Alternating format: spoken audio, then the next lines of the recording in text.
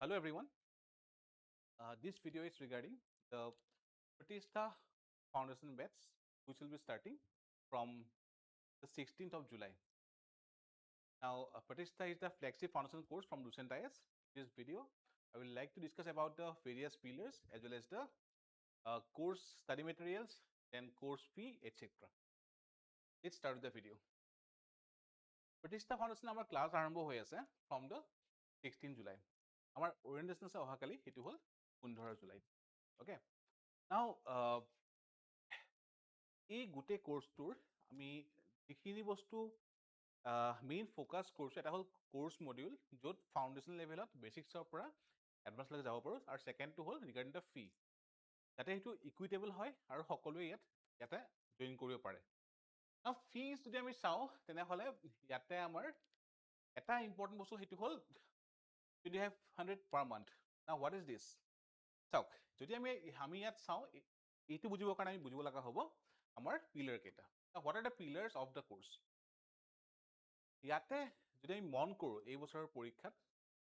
বিশেষকৈ APSC prelims এটা একদম বেসিক্যালি হল কোৱেশ্চন কিছুমান আছিল যেনেকৈ দ্যাট এক্সাম্পল তীৰ্থংকাৰৰ যিটো কোৱেশ্চন আছিলে এগেইন এডভান্স লেভেল কোৱেশ্চন বহুত আছিলে for example the Rudra Singha question from the Assam part again from NCERT a question was asked যিটো আছিলে আমাৰ ব্ৰাটলেণ্ড কমিশ্যন ঠিক আছে চাওক in the first 1.5 month we will try to develop a very strong foundation for the students keneke via the NCERT classes now why NCERT classes প্ৰথমটো হল যদি এই বছৰ UPSC প্ৰিলিমছ চাই তাতে মন কৰিব তাত 20 টাৰ ওপৰত NCERT পৰা কোৱেশ্চনছ আহিছে যদি এবাৰ APSC প্ৰিলিমছৰ কোৱেশ্চন চাই NCERT কোৱেশ্চন ইয়াতো বহুত বেছি আছে ঠিক আছে এট দ্য সেম টাইম গভৰ্ণমেণ্টে নতুনকৈ NCERT বুকস লঞ্চ কৰিছে সো উইথ টাইম সেই আপগ্ৰেডেশনটো হ'ব লাগিব so the new books as well as the current books will be covered in the NCERT classes যিখিনি হেল্প কৰিব এটা ষ্ট্ৰং ফাউণ্ডেশ্যন বিল্ড কৰাৰ কাৰণে এট দ্য সেম টাইম বহুতখিনি ষ্টুডেণ্টছ আমি মন কৰিছোঁ ইন আৱাৰ প্ৰিভিয়াছ এক্সপেৰিয়েঞ্চেছ যে তেওঁলোকে বেছিক্স ক্লিয়াৰ নকৰাকৈ বা একদম NCERT কেতিয়াও নপঢ়াকৈ আহে so that সকলোৱে সমানে আগবাঢ়িব পাৰে in the classes we are emphasizing on the NCERT classes once this is done we will go to the advanced level যত আমাৰ mains or NCERT everything আৰু লগতে আমাৰ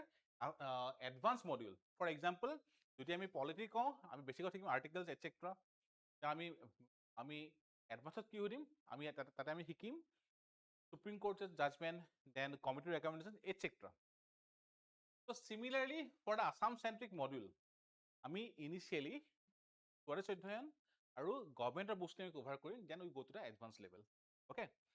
এণ্ড প্যাৰেলালি আমাৰ আৰম্ভ হ'ব দ্য মেইনছ এনচাৰ ৰাইটিং আৰু লগতে আমাৰ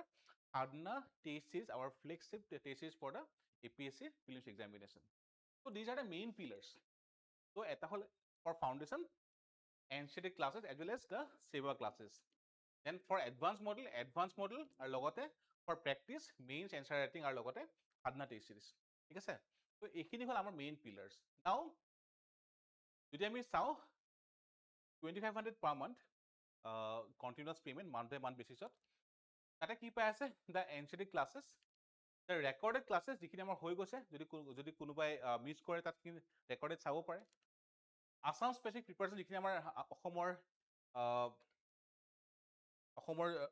আমাৰ যিখিনি আমাৰ ফাউণ্ডেশ্যন ক্লাছ থাকিব সেইখিনি বস্তু আৰু উইকলি এছেছমেন্ট টেষ্ট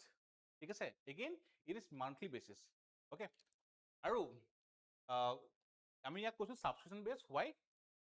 যদি কোনোবাই ফিল কৰিছে যে দে হেভ লাৰ্ন এনাফ বাকি তেওঁলোকে ফাৰ্দাৰ নিজে পঢ়িব পাৰিব তাৰ পৰা তেওঁলোকৰ ডেভেলপমেন্টটো হ'ব পাৰে ঠিক আছে so we are open for it তো এইখিনিয়ে হ'ল আমাৰ কোৰ্সৰ মেইন মডেলখিনি ঠিক আছে আকৌ কৈছো এটা হ'ল আমাৰ ডেটস কেইটা আৰম্ভ হ'ব আমাৰ ওৰিয়েন্টেশন অহাকালি আৰু লগতে আমাৰ ক্লাছেছ আৰম্ভ হ'ব from the 16th of July then comes the payment upfront কৰিব পাৰে কোনোবাই কৰিলে ফৰ দ্য হোল মডিউলছ আৰু নহলে আমাৰ 25 টকা পাৰ মান্থ য'ত আমাৰ এইখিনি মডিউল পোৱা যাব আৰু লগতে আমাৰ these are the main modules NCERT advance Assam centric answer writing আৰু test সিৰিজ so these are the main pillars of the course so these are the brief overview regarding the foundation Pratistha batch so we wish you all the best and we'll meet you in the classes thank you